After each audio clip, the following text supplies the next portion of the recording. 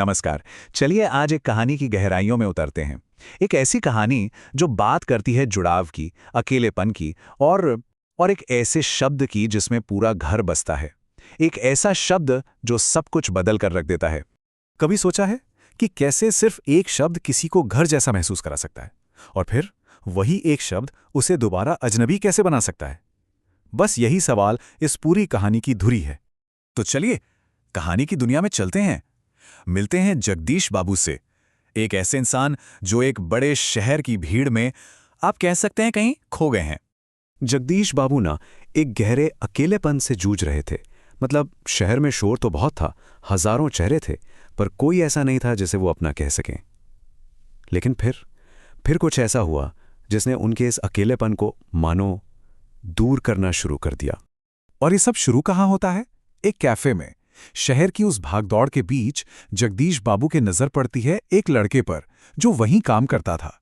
नाम था उसका मदन। और बस यहीं से एक बहुत ही अनोखे रिश्ते की शुरुआत होती है।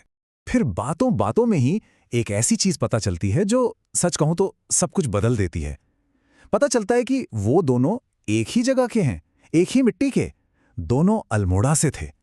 सोचिए, उस पराये शहर में अचानक से उन्हें एक दूसरे में घर का एक छोटा सा कोना मिल गया था। अच्छा, अब कहानी के उस हिस्से पर आते हैं जहां सिर्फ एक शब्द, एक मामूली सी जान पहचान को एक बहुत गहरे, एक पारिवारिक रिश्ते में तब्दील कर देता है। वो शब्द था दाजू। देखिए, कुमाऊं इलाके में ना ये सिर्फ एक शब्द नहीं है, ये बड़े भाई के लिए प्यार और इज्जत का प्रतीक है। ये अपनेपन का, एक रिश्ते का एहसास है। और मदन जगदीश बाबू को इसी नाम से, मतलब दाजू कहकर बुलाने लगा था।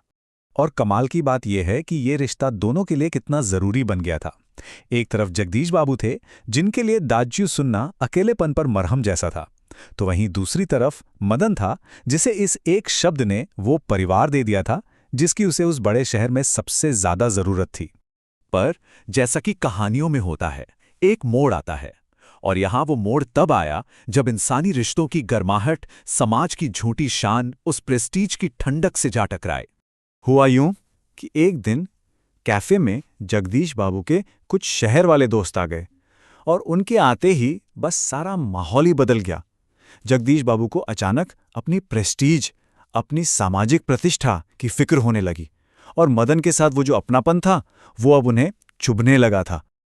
और ठीक उसी वक्त मदन अपनी आदत के मुताबिक उसी अपनेपन से भरी आवाज में पुकारता है, दाजू चाय। सोचिए, वही आवाज जो कुछ देर पहले तक जगदीश बाबू के लिए सुकून थी। लेकिन इस बार जगदीश बाबू का जवाब कुछ और ही था। उन्होंने सबके सामने मदन को डांट दिया, ये दाजू दाजू क्या चिल्लाते रहते हो? किसी की प्रेस्टीज का ख्याल भी नहीं है तुम्हें?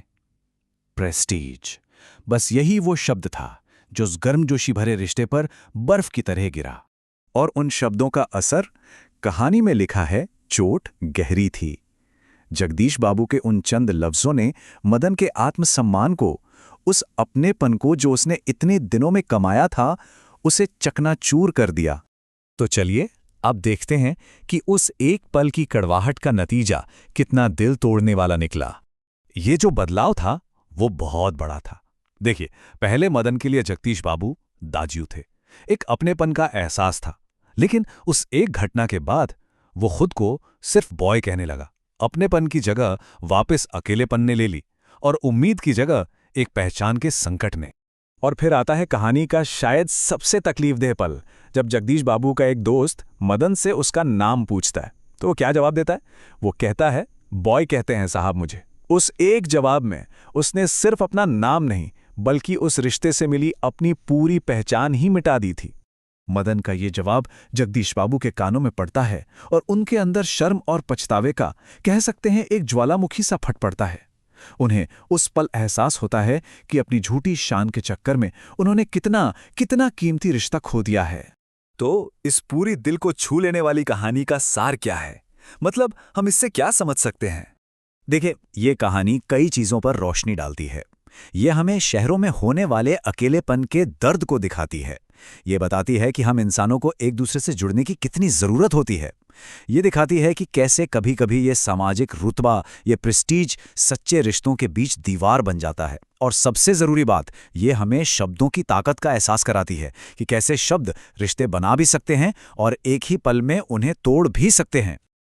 और आखिर में ये कहानी हमारे सामने एक बहुत बड़ा सवाल खड़ा कर देती है। क्या ये प्रेस्टीज, ये झूठी सामाजिक प्रतिष्ठा सच में इंसानी रिश्तों से ज्यादा कीमती है? ये एक ऐसा सवाल है जिसका जवाब शायद हम सभी को अपनी अपनी जिंदगी में खुद ही खोजना पड़ता है।